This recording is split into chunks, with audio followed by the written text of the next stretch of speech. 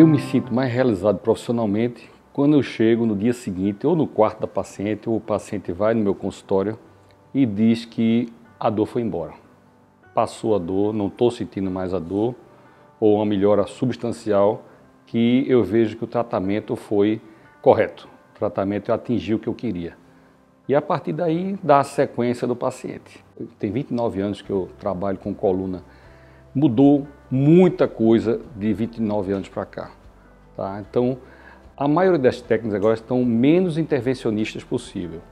Ou seja, você com materiais mais modernos, como acontece aqui no Hospital Esperança Recife, a gente consegue fazer cirurgia praticamente sem abrir o paciente ou um corte de menos de 1 centímetro. Ou a gente consegue também fazer um bloqueio, uma situação onde você coloca uma medicação dentro da coluna do paciente e evita de esse paciente vir a uma cirurgia. E o paciente melhora da dor tão bem que não contraindica uma cirurgia mais adiante. Então é muito comum, agora que aconteceu a pandemia, muitos pacientes chegarem para mim porque eles ficaram muito tempo sentados e esse tempo sentado, 6, 8 horas na frente de um computador trabalhando, isso leva a sentir dor, a ter problema. Ou em casa, o paciente pega um peso, tipo botijão de gás, a água mineral, e esse peso faz com que a pessoa sinta dor na coluna. A Organização Mundial de Saúde fala que acima de 80% das pessoas vão sentir dor de coluna um dia. Então, o tratamento disso é importante. E também a necessidade do diagnóstico daquela doença, né? Porque às vezes é muito comum o paciente fazer um tratamento e não dar continuidade para investigar melhor o porquê levou aquilo. É nessas horas que a gente tem que ficar de olho sempre nos sinais de alerta.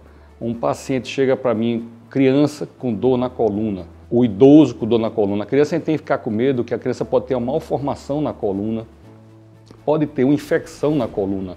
A criança não é para sentir dor de coluna. Chega o idoso está com dor na coluna também, pode ser artrose somente, um desgaste, mas também o idoso é o paciente que desenvolve um tumor na coluna. Um problema tipo um paciente que faz um tratamento de um câncer de próstata, um câncer de mama. Às vezes um fragmento daquele se locomove daquela região, vai até a coluna, se instala lá, a gente chama metástase. Então o paciente tem que fazer o diagnóstico disso.